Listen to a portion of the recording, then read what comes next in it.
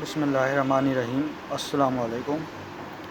तो आज हम स्टार्ट करेंगे CSF एंड वेंट्रिकुलर सिस्टम। ये सेंट्रल नर्वस सिस्टम का एक बहुत इम्पोर्टेंट आप समझ लें कि सब टॉपिक है। और इससे आपकी बेस क्लियर हो जाएगी कि CSF बनता कैसे है, कहाँ बनता है और कहाँ सर्कुलेट करता है। ठीक है, तो जैसा कि नाम से ज़ाहिर है CSF एंड वेंट्रिकुलर सिस्टम, तो पहले हम बात करेंगे CSF की।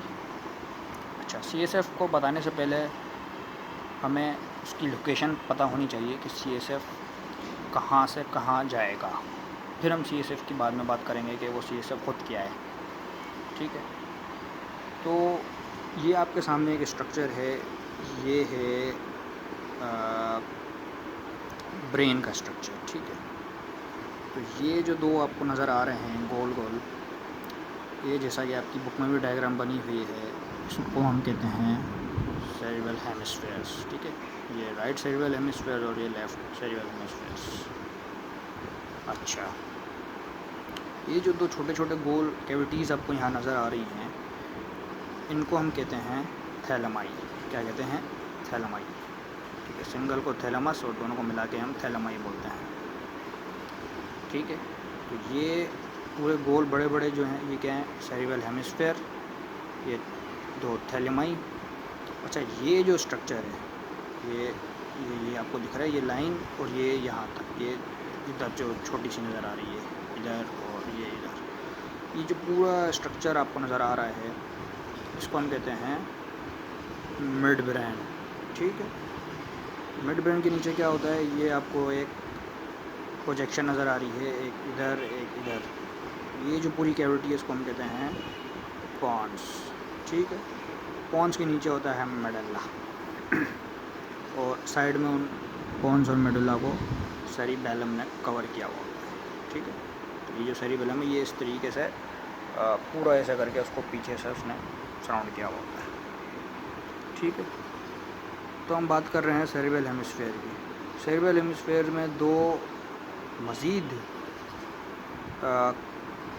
स्पेसेस या कैविटीज़ होती हैं, एक राइट सेरिब्रल हेमिस्फेयर में और एक लेफ़्ट सेरिब्रल हेमिस्फेयर्स में। इनका नाम होता है लैटरल वेंट्रिकल। क्या होता है? Lateral ventricles. ये एक लैटरल वेंट्रिकल, ये एक दूसरी लैटरल वेंट्रिकल। इन दोनों लैटरल वेंट्रिकल के एंड पर एक ओपनिंग होती है, जिसको हम कहते हैं फोरामेना मोनरो। क्या कहते हैं? फोरामेना मोनरो। तो ये जो बेसिकली लफ्ज़ है ना, फोरामेना, ये CNS में आपको बहुत सी जगहों पर मिलेगा। और जब भी ये फोरामेना का लफ्ज़ आए तो आपने समझ लेना है कि ये बेसिकली CNS के अंदर ओपनिंग्स की बात हो रही है, जिसमें से फ्लूइड एक्सचेंज होता है, पास होता है। ठीक है, तो यहाँ से भी बेसिकली हम जब मज़ीद आगे पढ़ेंगे तो हम डिस्कस करेंगे कि किस तरह इसमें से CSF बनकर आता है। ठीक है, तो फ़िलहाल आप ये समझ लें कि ये लेटरल वेंट्रिकल है। लेटरल वेंट्रिकल्स की ओपनिंग फोरामेना, वो कहाँ खुल रही है? वो एक इस तरीके से आपको यहाँ पे नज़र आ रही है, एक कैविटी टाइप, और इस कैविटी को हम कहते हैं थर्ड वेंट्रिकल। ठीक है, तो आपको याद रखना है कि थर्ड वेंट्रिकल कहाँ होती है? वो होती है सेरिब्रल हेमिस्फेयर्स के अंदर। और इसको हम बेसिकली कहते हैं कि थर्ड वेंट्रिकल जो है वो डायनसेफ्लॉन में होती है, और जो लेटरल वेंट्रिकल्स हैं वो